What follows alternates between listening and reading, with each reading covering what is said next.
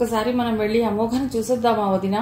చూసి ఎన్నో రోజులు అయినట్లుగా ఉంది అని కాసులదేవి అనగానే, అలాగే వదినా, అన్నయ్య గారు హాస్పిటల్ నుండి ఇంటికి వచ్చాక మనం ఓసారి వెళ్ళాలి అని అనుకున్నాం, కానీ వెళ్ళలేదు. ఇప్పుడు అందరం వెడదాం, ఆయన్ని చూసినట్లు ఉంటుంది. అలాగే అమోఘను కూడా చూసొద్దాం అంది హారతి. అప్పటికప్పుడే హారతి, పరంపర, కాసులదేవి, మౌక్తిక, సమర్ బయలుదేరి అమోఘ దగ్గరికి వెళ్లారు.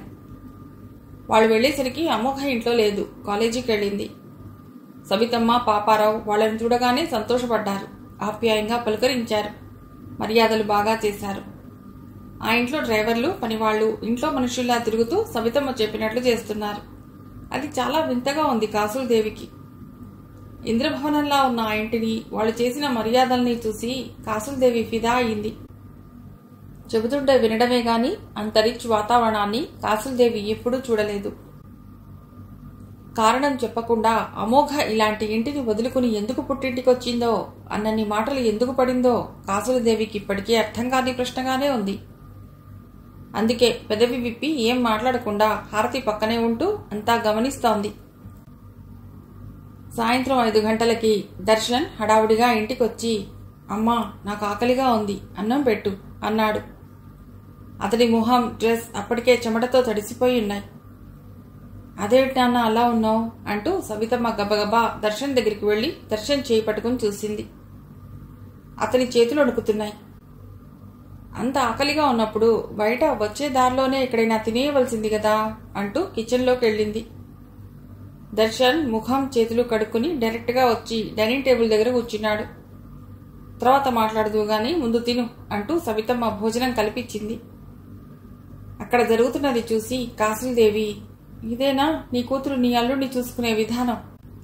అతనే ఎంతో మందికి 1000 జీతాలు ఇస్తున్నాడు. అలాంటి వాడిని గాలికి వదిలేసి నీ కూతురు కాలేజీకి వెళ్లి సంపాదించకపోతే వచ్చే నష్టమేముంది? ఈ టైంలో వాళ్ళ అమ్మ కాదు ఉండవలసింది, అమోఘ. కనీసం పొద్దంతా తిన్నాడా లేదా అని కూడా గమనించకపోతే ఎలా? ఇదే మాట సబితమ్మ నీతో అంటే ఎలా ఉంటుంది అంది. అంతలో దర్శన్ భోజనం ముగించుకుని, అమ్మా, నాకు కాఫీ ఇవ్వు అంటూ హారతి వాళ్ల దగ్గరికి వచ్చి కూర్చుని, ఆంటీ, మీరెప్పుడొచ్చారు అన్నాడు. నాన్నగారిని చూసి వెళదామని వచ్చాం బాబు. మేం వచ్చేసరికి నువ్వు ఆఫీస్కి, అమోఘ కాలేజ్కి వెళ్లారు. ఎలాగూ వచ్చాం కదా, నిన్ను అమ్మాయిని చూసి వెళదామని ఆగాము అంది హారతి. పరంపర వెంటనే, నీకేమైంది దర్శన్, ఒంట్లో ఏమైనా బాగోలేదా అన్నాడు. అలాంటిదేం లేదు అంకుల్, నాకు నిన్నంతా స్టమక్ అప్సెట్ అయింది. రాత్రి ఏమీ తినలేదు. మార్నింగ్ మీటింగ్ ఉందని హడావుడిగా ఏమీ తినకుండానే ఆఫీస్కి వెళ్ళాను. అనుకోకుండా ట్రావెల్ చేయవలసి వచ్చింది. బయట తినడం ఎందుకు అని కంట్రోల్ చేసుకుంటూ వచ్చాను. ఇంతలో నాకు కళ్ళు తిరిగాయి. అందుకే ఇందాక మీతో ఏం మాట్లాడకుండా గబగబా లోపలికి వెళ్ళాను అన్నాడు. అంతలో సబితమ్మ తెచ్చి ఇచ్చిన కాఫీ తీసుకుని, సరే ఆంటీ, మీరు మాట్లాడుతూ ఉండండి అంటూ తన గదిలోకి వెళ్ళాడు. కాసేపు అయ్యాక అమోఘ కాలేజీ నుండి వచ్చింది. హారతి వాళ్ళని చూడగానే, మీరెప్పుడొచ్చారమ్మా అంటూ హారతిని హగ్ చేసుకుని పక్కన కూర్చుంది అమోఘ. అమోఘను చూడగానే ఆమెకు సంతోషంగా ఉన్నా ఇందాక జరిగిన విషయం తలుచుకుని ముభావంగా అయింది. ఏమైంది, అప్పుడే మొహం మార్చేశావు? మళ్ళీ ఇంతలోనే నా మీద కారాలు, మిరియాలు నూరటం మొదలెట్టావా అంది అమోఘ. నేను మొదలు పెట్టడం కాదు, నువ్వు చేసే పనులే అలాంటివి. ఇందాక ఇంట్లో ఏమైందో తెలుసా?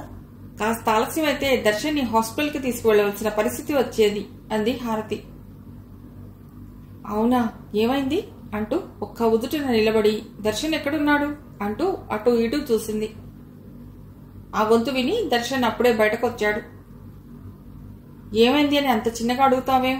ఒంట్లో బాగోలేని మనిషి టైంకు తిన్నాడా లేదా అని చూసుకోకుండా నీ పని నువ్వు చేసుకోవటమేనా అంది హారతి కాస్త గొంతు పెద్దది చేసి. అమోఘ షాక్ అయి చూసింది. అలసిపోయి ఇంటికి వచ్చిన దర్శన్ని వాళ్ళ అమ్మ చూసుకోవాలా, నువ్వు చూసుకోవాలా అంది హారతి కోపంగా ఉరిమి చూసి. అసలు దర్శన్కి ఏమైందో తెలియక వాళ్ళ అమ్మ ఎందుకలా మాట్లాడుతుందో అర్థం కాక బిక్కమొహం వేసుకుని చూస్తోంది అమోఘ. దర్శన్ గబగబా వచ్చి, ఆంటీ, అమోఘ నన్ను పొద్దున బాక్స్ తీసుకువెళ్లమంది. నేనే త్వరగా వచ్చేస్తాను కదా అని బాక్స్ తీసుకువెళ్లలేదు అని చెప్పి, అమోఘ, నువ్వు వెళ్ళి ఫ్రెష్ అయ్యిరా, ఇప్పుడే వచ్చావుగా అన్నాడు. నీకేమైంది దర్శన్ అని అంటున్న అమోఘ కళ్లల్లో చిన్న కన్నీటి పొర దర్శన్కి కనిపించింది. నాకేమీ కాలేదు. మార్నింగ్ నుండి ఏమీ తినకపోవడంతో కాస్త కళ్ళు తిరిగినట్లు అయ్యాయి. అంతే, నువ్వు వెళ్ళు అంటూ ఆమె భుజం మీద తట్టాడు. అమోఘ వెళ్ళింది. జరిగే విషయం తలుచుకుంటున్న అమోఘకి చాలా గిల్టీగా అనిపించింది. కాసేపు అయ్యాక సమర్ తల్లితో, అమ్మా, ఇక మనం ఇంటికి వెడదాం, రేపు నేను ఆఫీస్కి వెళ్ళాలి అని అనటంతో, అలాగే సమర్ అంటూ సవితకి పాపారావుకి చెప్పి హారతి వాళ్ళ ఇంటికి వెళ్లారు. ప్రతిరోజు దర్శన్ అమోఘ గదిలోకి ఎప్పుడు వస్తుందా అని ఎదురు చూసేవాడు. కానీ ఈరోజు అమోఘ ఎదురు చూస్తోంది దర్శన్ కోసం. దర్శన్ గదిలోకి రాగానే దర్శన్ని హక్ చేసుకుని, సారీ దర్శన్, నువ్వు రాత్రి తినలేదని, నీకు ఒంట్లో బాగోలేదని నిజంగా నాకు తెలియదు. అసలు నేనెప్పుడు నిన్ను బాక్స్ తీసుకువెళ్ళమని చెప్పాను? అమ్మ వాళ్లతో ఎందుకలా చెప్పావు అంది. నేను అలా చెప్పకపోతే పెద్ద గొడవ చేసేవాళ్ళు. అప్పుడు నాన్నగారు కూడా బయటకు వచ్చేవారు. నీకు తెలుసు కదా నాన్నగారి ఆరోగ్యం గురించి అన్నాడు దర్శన్. మా అమ్మ చెప్పింది నిజమే కదా, నన్ను ఇంకా బాగా తిట్టవలసింది. అప్పుడైనా నేను ఇలాంటి తప్పులు మళ్ళీ చేయకుండా ఉంటాను అంది. నువ్వేం తప్పు చేయలేదు, నీ బిజీలో నువ్వున్నావు. నేనే నీతో ఏమీ చెప్పలేదు కదా. నేను చెప్పినా నువ్వు నన్ను పట్టించుకోకపోతే అది నీ తప్పు అన్నాడు. అయినా అన్నీ తెలుసుకోవటం నా బాధ్యత కదా, నేను అన్నీ చూసుకోవలసింది అంటూ బాధగా మొహం పక్కకి తిప్పుకుంది. అయితే ఇప్పుడు చూసుకుంటావా అని ఆమె చుబుకాన్ని పట్టుకుని ఆమె దగ్గరకు రాబోయాడు. ఇవాళ్టికి చూసుకున్న వరకు చాలు, పడుకుందాం పదండి అంటూ గుడ్ నైట్ చెప్పింది. కానీ ఆ రోజు తొందరలోనే రావాలనుకుంటున్నాను దర్శన్. అలాంటి రోజు వస్తే అప్పుడు ఇంత సింపుల్గా కాకుండా మన ఫస్ట్ నైట్ లాగా రెడీ చేసి నిన్ను సర్ప్రైజ్ చేస్తాను. నిన్ను మళ్ళీ నా జీవితంలోకి ఇన్వైట్ చేస్తాను. ఒక్కోసారి అనిపిస్తుంది నేను చిన్న విషయానికి ఎక్కువగా ఆలోచిస్తున్నానా అని. కానీ అది అంత చిన్న విషయం కూడా ఏమీ కాదులే అని అనుకుంటూ బాధగా కళ్ళు మూసుకుంది అమోఘ. తాత్విక ఉదయాన్నే నిద్రలేచి హడావుడిగా రెడీ అయింది. మయాంక్ కోసం కాలేజీ దగ్గరికి వెళ్ళింది. మయాంక్ క్లాస్లో ఉన్నాడని తెలిసి అతడి కోసం లాబీలో ఎదురు చూస్తూ ఉంది. లాబీలో ఉన్న తాత్వికను దూరం నుండే చూసింది అమోఘ. అమ్మయ్యా, అక్కడ ఉండేది ఆ అమ్మాయినే. ఇప్పుడు నేను వెళ్ళి, అసలు నువ్వెవరు, మా ఆయనకు నువ్వు ఏమవుతావు, మా ఆయన్ను డబ్బులు ఎందుకు అడుగుతున్నావు, నీకోసం మా ఆయన నాకు అబద్ధం చెప్పేంత ఎక్కువ నువ్వు, అంత గొప్ప బంధం ఉందా మీ మధ్యలో అని అడిగి కడిగేస్తాను అని అనుకుంటూ వెళ్ళబోయి మళ్ళీ ఏమనుకుందో వెళ్లకుండా ఆగి, మీకోసం ఆ అమ్మాయి కాలేజీలో ఎదురు చూస్తోంది, కావాలంటే మీ క్లాస్ నేను కంటిన్యూ చేస్తాను, మీరు త్వరగా రావటానికి వీలవుతుందా అని మెసేజ్ పెట్టింది. మయాంక్ ఆ మెసేజ్ చూడలేదు.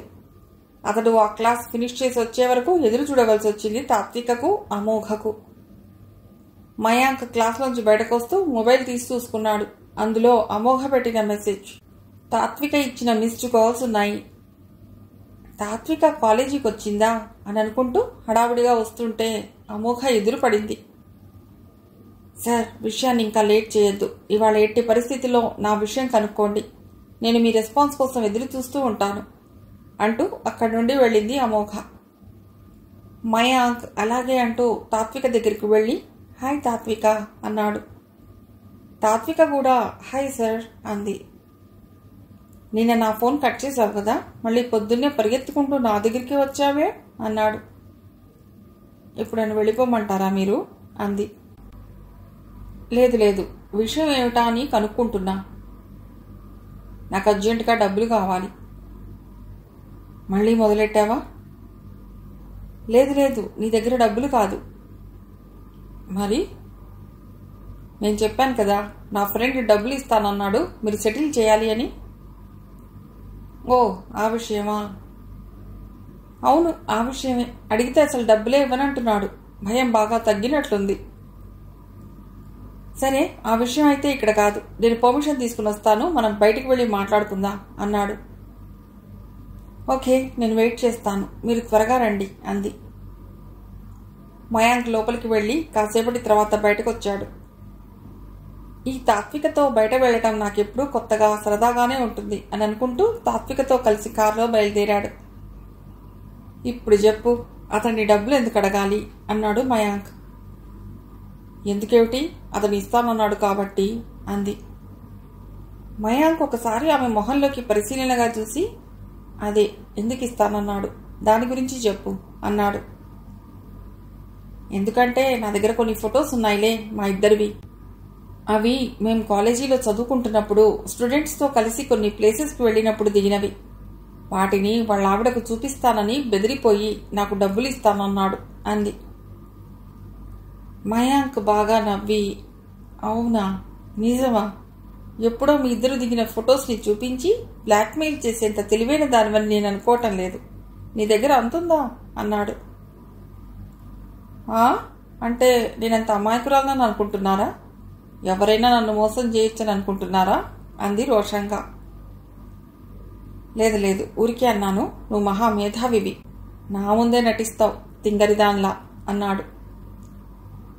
నా గురించి మీ మనసులో తింగరిదానిని అని అనుకుంటున్నారా?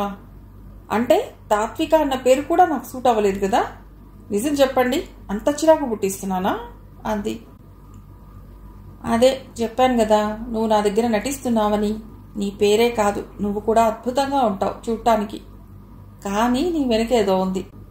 నిజంగానే నువ్వు నాకు కనిపించే నువ్వు కాదు అన్నాడు కాస్త చొరవగా. ఆమె కాస్త తడబడి, అయినా మీ ముందు నటించవలసిన అవసరం ఏముంది నాకు? ఏదో మీరు నా ఫ్రెండ్ అని మళ్ళీ వచ్చాను.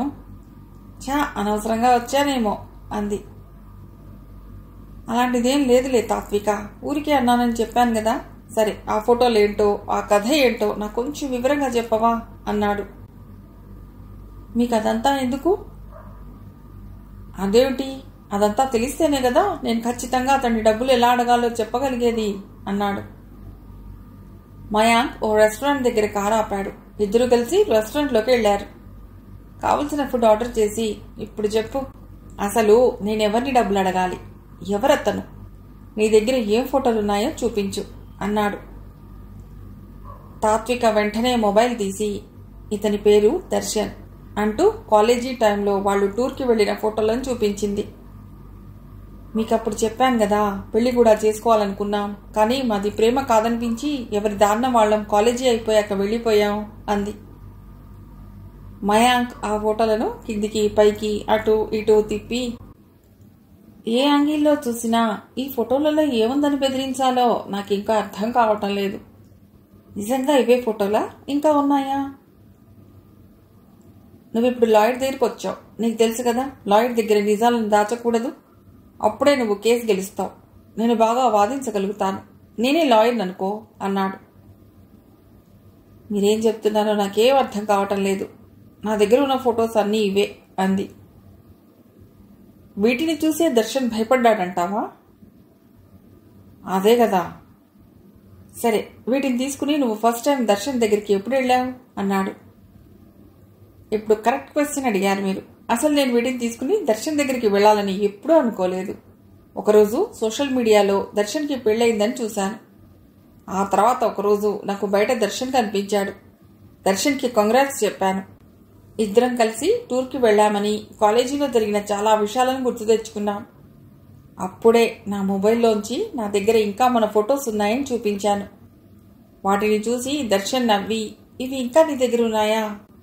కొంపదీసి వీటిని చూపించి నన్ను బ్లాక్మెయిల్ చేద్దామనుకుంటున్నావా ఏమిటి అన్నాడు సరదాగా. నాకప్పుడే ఒక ఐడియా వచ్చింది దానిలాగా. బ్లాక్మెయిల్ అంటే పెద్ద పదాలు ఎందుకులే దర్శన్, నాకు కొంచెం డబ్బులు అవసరం ఉంది, నువ్వు ఇస్తావా అన్నాను. సరే అంటూ వెంటనే తీసిచ్చాడు. అప్పుడే నేను దర్శన్ ఫోన్ నెంబర్ తీసుకున్నాను. ఆ తర్వాత కూడా నేను అడగగానే డబ్బులు ఇచ్చాడు. మళ్ళీ అడిగినప్పుడు మాత్రం, ఏంటి ప్రతిసారి డబ్బులు అడుగుతున్నావు?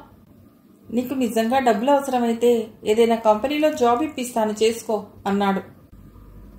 జాబ్ కాదు, నాకు డబ్బులే కావాలి అన్నాను. లేదన్నాడు. అయితే నేను ఈ ఫోటోలు నిజంగానే మీ ఆవిడకి చూపిస్తానన్నాను. పిచ్చి పిచ్చిగా మాట్లాడకు అంటూ నాకు కావలసిన అమౌంట్ మళ్ళీ పంపించాడు. తర్వాత కొన్ని రోజులకు నాకు ఎక్కువ డబ్బులు అవసరం వచ్చి అడిగాను. అప్పటికే వాళ్ళ నాన్నగారు హాస్పిటల్లో ఉన్నారని తెలిసి, అయినా నా అవసరం కూడా గట్టిదే కాబట్టి హాస్పిటల్కి వెళ్ళి అడిగాను. అక్కడ సిచ్యుయేషన్ నాకు అర్థమైంది. మరీ ఎక్కువగా బాధ పెట్టకూడదనిపించింది.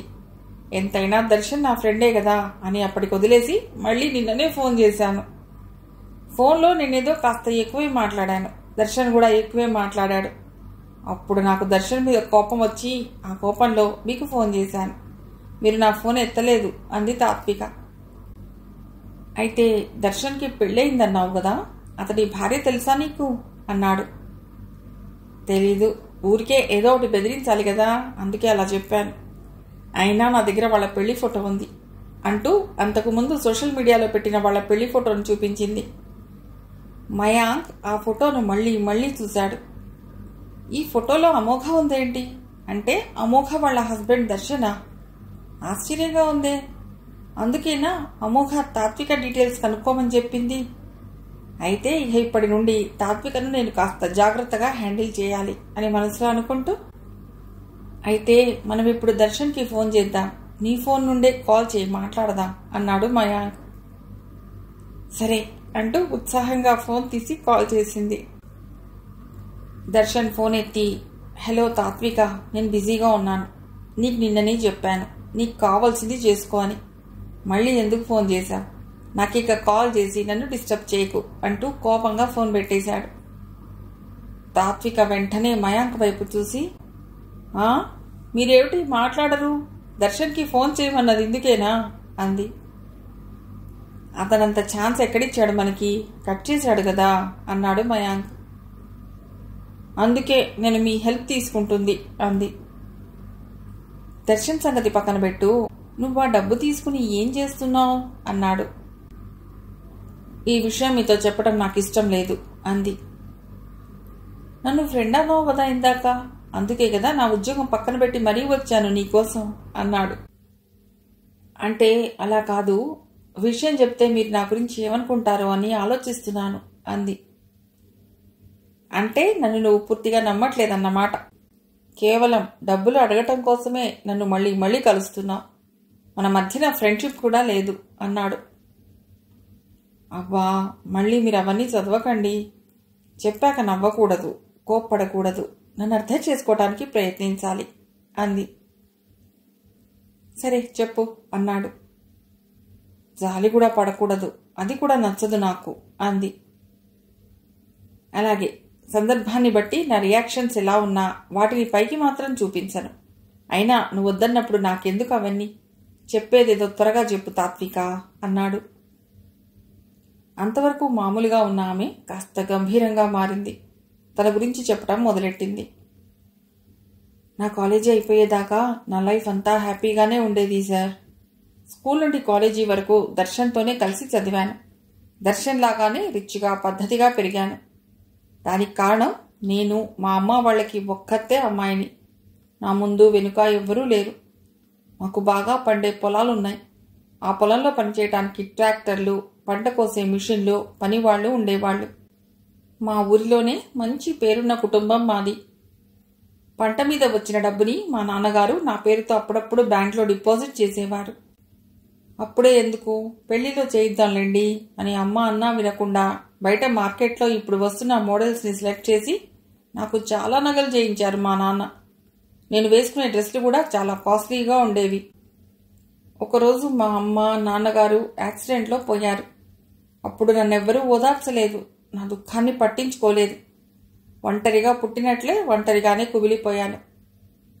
మీరు ఆ రోజు టీ స్టాల్ దగ్గర చూశారే, ఆయన మా సొంత పెద్దనాన్న. చాలా కాలంగా ఉమ్మడిగా ఉన్న మేము ఈ మధ్యనే విడిపోయాం. ఆయనకు ఒక్కడే కొడుకు, పేరు వందన్. వాళ్ళు మేము పక్కపక్క ఇళ్లలోనే ఉంటాం. మా అమ్మా నాన్నల అంత్యక్రియలు మా పెదనాన్న కొడుకు వందనన్నయ్యే చేశాడు. ఒకప్పుడు నా వైపు చూడాలంటేనే భయపడే మా వదిన ఇప్పుడు అలా లేదు. బాధలో ఉన్న నన్ను పరామర్శించడానికి వచ్చిన వాళ్ళకి నా జాతకం బాగోలేకనే మా అమ్మా నాన్నలు ఒకేసారి పోయారని చెప్పడం మొదలెట్టింది. వాళ్ళు కూడా మా వదిన మాటలు నిజమే అనేవాళ్ళు. ఇంకెక్కడో ఒక అమ్మాయికి ఇలాగే జరిగిందని ఆ అమ్మాయి జాతకాన్ని నా ముందే తిట్టేవాళ్ళు. ఆ తిట్లు, ఆ మాటలు వింటుంటే నేనే స్వయంగా మా పేరెంట్స్ని చంపినట్లుగా ఉండేది. వాటిని భరించలేకపోయేదాన్ని. ఇదిలా ఉండగా ఇంకో సమస్య వచ్చింది నాకు అంది. ఏటా సమస్య అన్నాడు వెంటనే మయాంక్. మా అమ్మా నాన్నలు చనిపోయిన తిథి, నక్షత్రం మంచివి కావట. మా ఇంటిని వెంటనే మూసేయాలట. అలాగే మూసేసి నన్ను తీసుకెళ్లి మా పెదనాన్న వాళ్ళ ఇంట్లో పెట్టుకున్నారు. నేను ఆ ఇంట్లోకి వెళ్ళిన క్షణం నుండి మా వదిన నన్ను చాలా చులకనగా చూసేది. చూసావా తాత్విక, మీ అమ్మ తరఫు వాళ్ళు ఒక్కరు కూడా నేను తీసుకువెళ్లకుండానే వెళ్లారు. మాట వరుసకైనా నిన్ను రమ్మనలేదు. వాళ్లకు కూడా తెలిసినట్లుంది నీ జాతకం ఎలాంటిదో. నిన్ను తీసుకువెడితే వాళ్ళు కూడా మీ అమ్మా నాన్నల్లాగే పైలోకాలకి పోతామని భయపడి ఉంటారు. మనిషికి చదువు ఒక్కటే కాదు, జాతకం కూడా బావుండాలి. ఏం జాతకమో ఏమో, నీ గురించి మాట్లాడాలంటేనే జనాలు భయపడుతున్నారు. అంత చెడ్డగా ఉందిట నీ జాతకం అంటూ మాటలతో బాగా పొడిచేది. నేను ఆ ఇంట్లో తిరుగుతూ ఉంటే తిరగనిచ్చేది కాదు. నువ్వు మాటి మాటికి నాకు ఎదురు రాకు. నువ్వెదురొస్తే నా మనస్సేం బాగుండదు. ఈ ఇల్లేదో నీదైనట్లు ఇల్లంతా తిరుగుతుంటావు. అలా తిరక్కు. కదలకుండా ఓ చోట కూర్చో. టైంకు పిలిచి పెడతాను. పిలిచినప్పుడే రా అనేది. దాంతో నాకు కాళ్ళు చేతులు కట్టేసినట్లు అయ్యేది.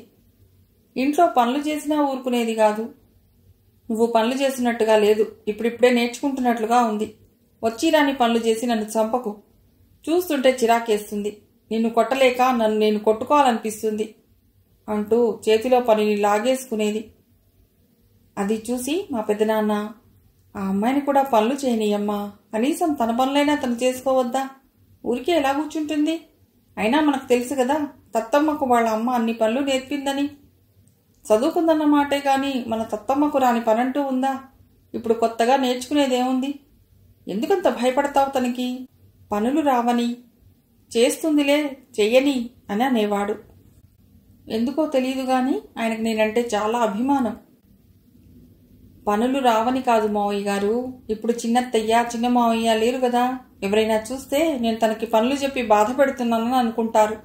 ఆ మాటలు నాకెందుకు, ఎంతైనా నేను వదినను, తల్లిని కాదు అనేది. సరేలేమ్మా, నువ్వెలాంటి దానివో తెలియదా, నిన్ను ఎవ్వరూ ఏమీ అనరులే. ఆ అమ్మాయిని కూడా కాస్త ఊపిరి పీల్చుకొని ఎంతో బాధలో ఉంది, ఏమీ అనకు, కనీసం తన పనులైనా తనని చేసుకొని అనేవాడు. అయినా ఆ డ్రెస్లేంటి మావయ్య, భూబొమ్మలా? నువ్వు చూస్తున్నావు కదా, అంత చదువు చదివి షల్వార్ కమీజ్లు పంజాబీ డ్రెస్లు వేస్తుంది. దానికి తోడుగా బారెడు జడ. మనది పల్లెటూరి అయినా ఇప్పుడు ఇలా ఎవరుంటున్నారు? మన ఊరి అమ్మాయిలు కూడా మోడర్న్ డ్రెస్లు మోడర్న్ హెయిర్ స్టైల్తో రిచ్గా కనిపిస్తున్నారు.